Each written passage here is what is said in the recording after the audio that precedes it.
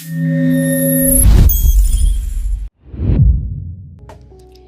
ဆိုတော့ဒီတစ်ခါပြောမယ့်အကြောင်းအရာကတော့ကျွန်တော်တို့တစ်ခါတည်းရမှာကျွန်တော်တို့ work ကိုအခါမှာ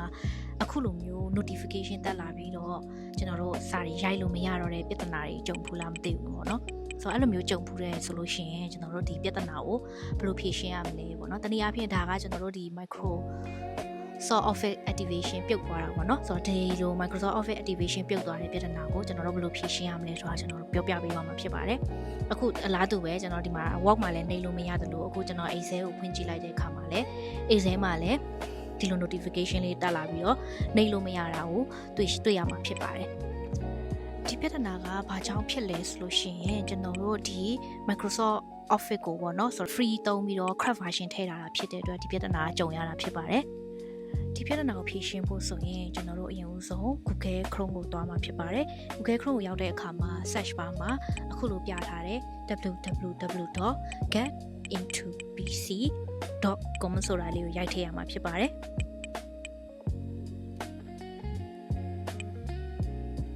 ရိုက်ထည့်ပြီးလို့ website ကျလာတဲ့အခါမှာလည်း website ရဲ့ search bar မှာကျွန်တော်အခုပြထားသလိုပဲ KMS Office Activator ဆိုတဲ့ဟာလေးကိုရိုက်ရှာလိုက်ရမှာဖြစ်ပါတယ်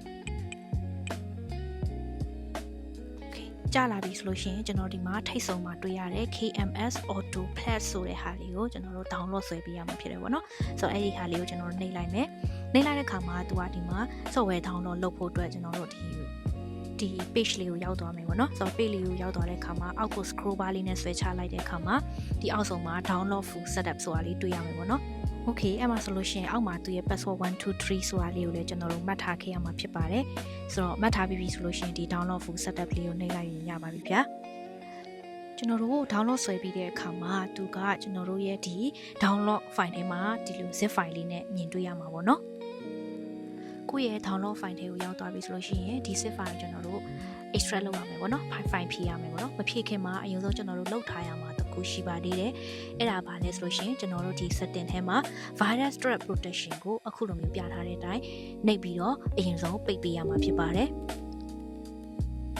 ပိတ်ပြီးသွားပြီဆိုလို့ရှိရင်တော့ကျွန်တော်တို့ကခုနက download ဆွဲထားတဲ့ file လေးကိုပြန်သွားမယ်ပြန်သွားပြီးလို့ရှိရင်သူ right click လေးနှိပ်မယ် show more option ပြီးလို့ရှိရင်တော့ extract file ကိုရေးရမှာဖြစ်ပါတယ်ဒီမှာကျွန်တော်တို့ကကို extract လုပ်ရမယ့်နေရာကိုယူရမှာဖြစ်တယ်ကျွန်တော်ကတော့ဒီ download မှာပဲယူလိုက်တယ်ပေါ့နော် extract ဖြည့်တဲ့အခါမှာဒီမှာ password ရိုက်ထည့်တဲ့နေရာလေးကြာလာမယ်ပေါ့နော်ဆိုတော့ဒီမှာဘယ်ဟာကိုရိုက်ထည့်ရမလဲဆိုရင်ကျွန်တော်စောစောကပြောခဲ့တယ်မှတ်ထားရမယ်ဆိုတဲ့ password လေးကိုရိုက်ထည့်ရမှာဖြစ်ပါတယ် password က1 2 3ဖြစ်တယ်ပေါ့နော်သူ extract ဖြည့်လိုက်တဲ့အခါမှာအခုလိုမျိုးကြာလာတယ်ပေါ့နော်ဒီမှာကျွန်တော်ကဘယ် file ကိုပို့ရမလဲဆိုတော့ KMS Auto ထားလေးကိုဖွင့်လိုက်မယ်ဖွင့်ပြီးတဲ့အခါမှာ KMS Auto Plus လေးကိုကျွန်တော်တို့ run လိုက်မှာဖြစ်ပါတယ် box လေးကြာလာပြီဆိုရင် KMS Auto Plus လေးကိုတစ်ချက်နှိပ်မယ်နှိပ်လိုက်တဲ့အခါမှာနောက်ထပ် box ကြာလာတယ်ပေါ့နော်ဒီမှာကျွန်တော်တို့ရွေးချယ်ရမှာကကျွန်တော်ကအခု Office ကို activate လုပ်မှာဖြစ်တဲ့အတွက်ကျွန်တော်ကတော့ဒီ activate Office ကိုယူမှာဖြစ်တယ်ပေါ့နော်ဆိုတော့ဒီမှာကျွန်တော် yes လေးပေးလိုက်မယ် yes ပေးလိုက်တဲ့အခါမှာဒီအောက်မှာသူကဒီမှာ run နေရပေါ့နော်ဆိုတော့ဒီမှာ product key လေးတွေသူဖြည့်နေတယ်အဲ့လာလေးပြည့်သွားတဲ့အထိစောင့်အောင်မှာဖြစ်ပါတယ်ဒီမှာတခုရှိရဘာဖြစ်လို့လဲဆိုတော့ကျွန်တော်ရဲ့ set ထဲမှာကကျွန်တော်က office ကို19ရော16ကိုထည့်ထားတာဖြစ်တဲ့အတွက်သူကနှစ်ခုလုံးအတွက်ကိုသူကဖြည့်ပေးနေတာပေါ့နော်ဆိုတော့ဒါလေးပြီးသွားတဲ့အထိကျွန်တော်တစ်ချက်စောင့်ကြည့်လိုက်မယ်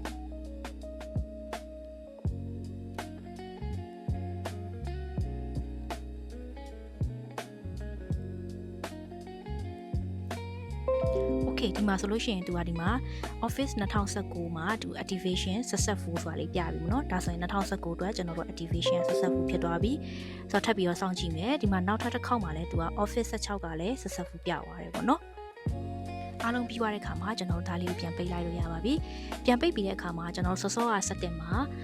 ပိတ်ခဲ့တဲ့ virus threat protection ကိုကျွန်တော်တို့ပြန်ဖွင့်ပေးဖို့လိုအပ်ပါတယ်။ဘာကြောင့်ဖွင့်ပေးရလဲဆိုလို့ရှိရင်ဒါကကျွန်တော်တို့ virus ကို auto သူကပိတ်ထားပြီးရဲ့ system ဖြစ်တဲ့အတွက်ကျွန်တော်တို့ပြန်ပြီးတော့မဖြစ်မနေဖွင့်ပေးရမှာဖြစ်ပါတယ်။ဒါလို့ဆိုလို့ရှိရင်ကျွန်တော်တို့အခု Microsoft Office မှာကျွန်တော်တို့ဒီမှာ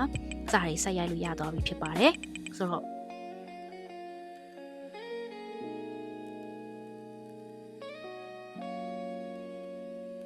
နောက်တစ်ခုကျွန်တော်တို့ဒီ Excel မှာလည်းစာတွေရိုက်လို့ရမလားကြည့်ကြရအောင်အခုဆိုရင်ကျွန်တော်တို့ဒီမှာစာတွေအကောအားလုံးကရိုက်လို့ရသွားပြီဖြစ်ပါတယ် ဆုံးထိကြည့်ပြီးတဲ့အတွက်ကျွန်တော်အားလုံးကိုကျေးဇူးတင်ပါတယ်လောက်ကြည့်လို့အဆင်မပြေတာရှိရင်လည်းကျွန်တော် comment မှာမေးမြန်းနိုင်ပါတယ်တခြားကွန်ပျူတာနဲ့ပတ်သက်တဲ့အကြောင်းအရာလေးပြဿနာလေးတွေသိချင်တာရှိလို့ရှိရင်လည်းကျွန်တော် comment မှာမေးထားလို့ရပါတယ်ဗျာကျွန်တော် channel လေးကိုလည်း like subscribe နဲ့ခေါင်းလောင်းဘတ်တန်လေးကိုနှိပ်ထားပြီးတော့အားပေးပေးပါဦးဗျာအားလုံးကျေးဇူးတင်ပါတယ်ဗျာ